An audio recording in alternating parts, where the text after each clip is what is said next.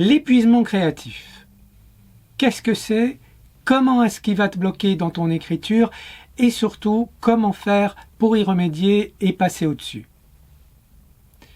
Bonjour, je suis Christophe du blog tissezsonroman.com et aujourd'hui, nous allons nous attaquer à un blocage qui peut arriver, surtout quand tu as trop écrit, trop produit et presque trop travaillé, je dirais, ce que, évidemment, je te souhaite. Alors, l'épuisement créatif, comme son nom l'indique, c'est un épuisement et qui peut être aussi bien physique que mental, qui est associé à de trop gros efforts intellectuels et à des activités émotionnelles ou à des activités émotionnelles trop intenses. Donc, à un moment donné, le cerveau comme le physique va saturer et ça peut aller évidemment jusqu'au burn-out. Et donc là, il faut arriver à anticiper et à pas faire que tout s'arrête brutalement. Alors, dans les symptômes, donc on a vu qu'il peut y avoir une véritable fatigue physique. Il peut y avoir une irritabilité. On peut être de mauvaise humeur. Et on peut oublier des choses, on n'est plus concentré, on n'est plus inspiré, on n'a plus envie de travailler, on ne sait plus pourquoi on est sur ce projet, et puis on a envie d'arrêter. Donc, il va falloir remédier à cet épuisement créatif et comment faire.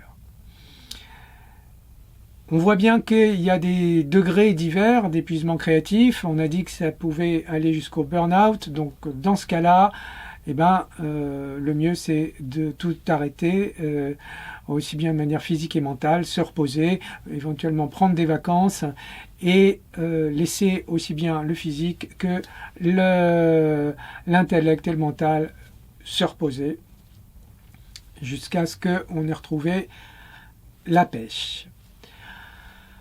Donc, ensuite, il faut maintenir son état de santé physique et mental, mais le mental étant quand même dépendant du physique, il faut arriver à faire de l'exercice, du sport quotidien, avoir une bonne alimentation. Ça a l'air un petit peu basique, mais c'est vrai, et c'est reconnu qu'une petite séance de sport va améliorer la production intellectuelle, les capacités intellectuelles, avec une meilleure oxygénation des cellules du cerveau qui sont elles aussi qui ont elles aussi besoin d'oxygène. Donc c'est important aussi de faire des pauses. Donc avant d'atteindre, le burn-out et le moment où ça y est, c'est fini, il faut faire des pauses et des pauses régulières. Et pour ça, il y a une méthode qui s'appelle la méthode Pomodoro. Donc en fait, elle est très très très rigoureuse. Donc elle préconise de faire des tâches pendant 25 minutes, de s'arrêter 5 minutes, de reprendre 25 minutes, 5 minutes, et ça de le faire 4 fois. Donc ce qui va faire un cycle, 4 cycles de 2 heures. À la fin de ces 2 heures, on a le droit de prendre une pause un peu plus longue de 20 minutes. Alors c'est assez rigoureux, mais l'idée est là, avoir des séances de travail pas trop longues, 20-25 minutes, s'arrêter 5 minutes, pas plus, en restant concentré et reprendre et avoir des pauses un peu plus longues. Et après, sur la durée moyenne, effectivement, savoir sur la journée combien d'heures on peut être productif. Si c'est 4 heures, c'est bien, mais si on sait qu'au-delà de 5 heures, c'est pas possible, ça sert à rien de se forcer parce qu'on n'y arrivera pas. Donc il est important de se donner du temps aussi bien quotidiennement que de temps en temps. Pourquoi est-ce que la semaine elle a 7 jours et qu'on est censé se reposer le 7e jour? C'est parce qu'on en a besoin. Voilà. Je vais pas détailler ça plus. Ensuite, dans l'épuisement créatif, une chose qui peut être intéressante, ça va être de changer ces sources d'inspiration, d'aller chercher d'autres sources d'inspiration. Donc, en dehors des périodes d'écriture proprement dites, où là on va se disperser, on va faire de la procrastination, mais en dehors, c'est d'essayer de lire, mais de lire peut-être d'autres choses que ce qu'on a l'habitude de lire, de regarder un livre ou de regarder un film, ou de sortir, de visiter des endroits qu'on ne connaît pas, et qui vont nous permettre de nous changer les idées, mais aussi de nous nourrir d'autres sources d'inspiration possibles, parce qu'en fait, quand on écrit, on est tout le temps en train de penser à ce qu'on pourrait utiliser, et comment on pourrait se nourrir, comment l'extérieur et comment ce qu'on voit va pouvoir nourrir notre écriture. Donc dans cette lignée, à partir du moment où on cherche des sources d'inspiration, on peut tout d'un coup se dire qu'on va écrire sur des sujets différents. Alors encore une fois, il n'est pas question de se disperser, mais on peut aussi, en plus de... Alors évidemment, si on a le temps, mais créer un blog, écrire des articles de blog, faire de la rédaction web, ce qui va nous permettre de diversifier un petit peu notre façon d'écrire et donc notre façon de concevoir l'écriture. Pour se changer les idées aussi, tout en restant toujours dans l'écriture, on peut changer de décor, changer l'endroit dans lequel on écrit.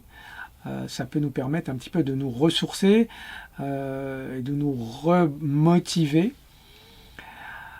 On peut aussi un petit peu se reposer les questions de fond, de base, sur savoir pourquoi est-ce qu'on écrit, pourquoi est-ce qu'on en est arrivé à faire soit ce projet, mais pourquoi est-ce que dans l'ensemble on écrit. Donc là, ça fait partie de ma formation renforce ta motivation pour écrire. Donc ça, tu referas le point sur tes motivations. Si ça t'intéresse, je te mets le lien dans la description.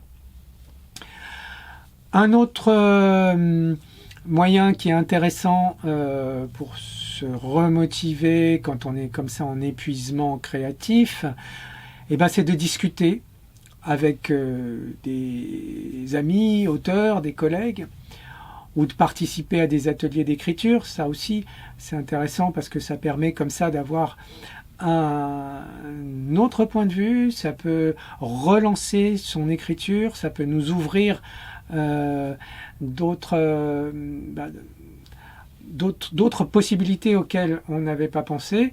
Et pour terminer, une autre chose qui peut être extrêmement motivante, intéressante, c'est de se faire accompagner par un coach en écriture. C'est ce que je te propose dans mes accompagnements. C'est un suivi d'écriture qui va te permettre de t'aider, de te guider et de te booster dans ton écriture. Je te remercie d'avoir regardé cette vidéo jusqu'au bout. Je te suggère de mettre un pouce et de t'abonner à la chaîne pour aider à son référencement, et je te dis à bientôt pour de nouvelles aventures. Merci, au revoir.